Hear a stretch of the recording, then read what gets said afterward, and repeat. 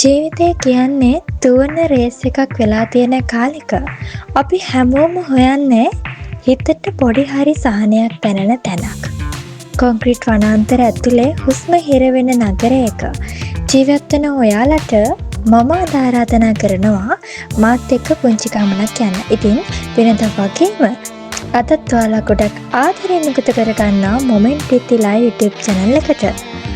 අද මම මේ ගමන යන්නේ හිත නිවන, ඇස් නිවන හරිත පාරාදීසයකට. ඒ තමයි ගම්පහ දිස්ත්‍රික්කයේ නිට්ටඹුව නගරයට බොහොම ආසන්නව සැඟවුණු රහසක් වගේ තියෙන හොරකොල්ල ජාතික වනෝද්‍යානයට.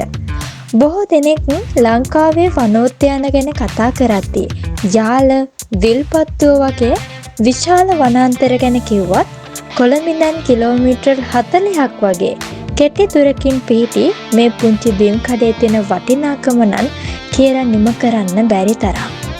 අක්කර 23ක් වැනි කුඩා භූමියක විහිදලා තියෙන මේ උද්‍යානය ඇත්තටම නගරයේ ජීවත් වෙන අපට සබහාදහම තිරින කරපු ෂේම භූමියක්.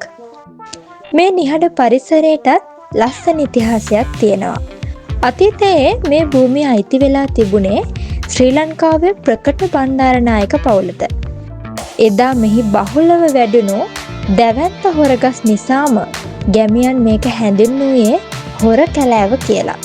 කාලයත් එක්ක රජයට පවරා ගත්ත මේ භූමිය 1973 දී අබේ භූමියක් බවටත් පස්සේ 2004 වර්ෂයේදී ජාතික උද්‍යානයක් බවටත් ප්‍රකාශයට පත් කළා. අනිත් උද්‍යානවල වගේ ජිප් රථවලින් යන්නේ නැතුව තමන්ගේම දෙපයින් නැවිදලා පරිසරයේ අසිරිය විඳින්න පුළුවන් වීම තමයි මේ වනෝද්‍යානයේ තියෙන සුවිශේෂීම දේ.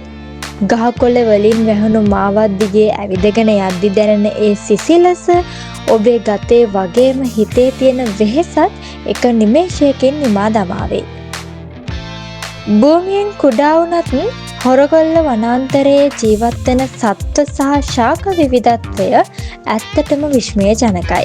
හොර, කැකුණ, නෙදුන් වගේ වටිනා තෙත් කලාපීය ශාක පද්ධතියක් මේ වනෝද්‍යානයේ තියෙනවා.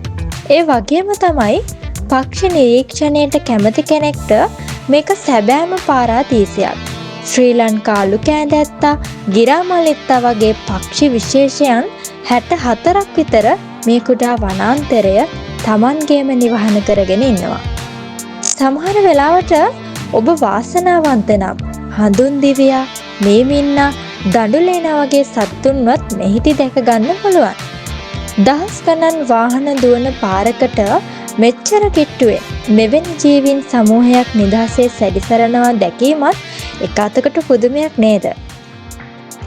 ඔයාලත් දවසක මේ හරිත අසිරිය විඳින්න එනවා නම් කොළඹ මහනුවර පාරේ නිට්ටඹුව නගරයට ඇවිල්ලා එතනින් වේයන්ගොඩ පාරේ පින්නගොල්ල හන්දිය හරහා මේ උද්‍යානයට ළඟා වෙන්න පුළුවන්. උදෑසන 6 ඉඳලා සවස 6 වෙනකන් මේ විවෘතව පවතිනවා. වනජීවි දෙපාර්තමේන්තුව මගින් නිකුත් කරන ප්‍රවේශ පත්‍රයක් ලබාගෙන ඔයාලට මේ අසිරිමත් ලෝකයට ඇතුළු වෙන්න පුළුවන්. හැබැයි එකම එක දෙයක් මතක් කරන්න ඕන. ඒ තමයි නාගරීකරණයත් එක්ක මේ උද්‍යානය අද ලොකු අභියෝගයකට මුහුණ දීලා තියෙනවා. අපි නොසලකා හරින එක ප්ලාස්ටික් කැබැල්ලකින් හෝ කසල බඳුනකින් හෝ මේ සංවේදී පරිසර පද්ධතිය විනාශ වෙන්න පුළුවන්. අනාගත පරපුරටත් මේ නිදහස් හුස්ම පොද ඉතිරි කරලා දෙන එක අපේ වගකීමක් වෙන්න ඕනේනේ.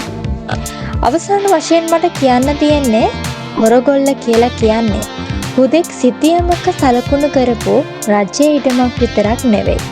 ඒක කොන්ක්‍රීට් වනාන්තරයක හුස්ම හිරවෙන අපට පිරිසිදු වායුව ලබා දෙන ජීවමාන පෙනහල්ලක්. වනාන්තරයක වටිනාකම තීරණය වෙන්නේ ඒක විශාලත්වය මත නෙවෙයි. ඒක රැකගන්න අපිට තියෙන අදිෂ්ඨානය මතයි.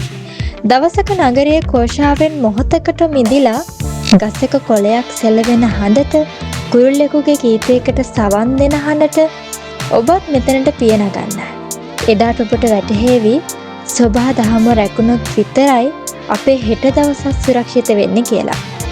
ඉතින් අදට මම ඔබගෙන් සමුගන්නවා. තවත් මේ වගේ ලස්සන වීඩියෝ එකක් අරගෙන ආයෙත් දවසක ඔයාලව හමු වෙන්න. එතෙක් සබා දහමට ආදරය කරන්න. ඔබ සැමට සුබ දවසක්.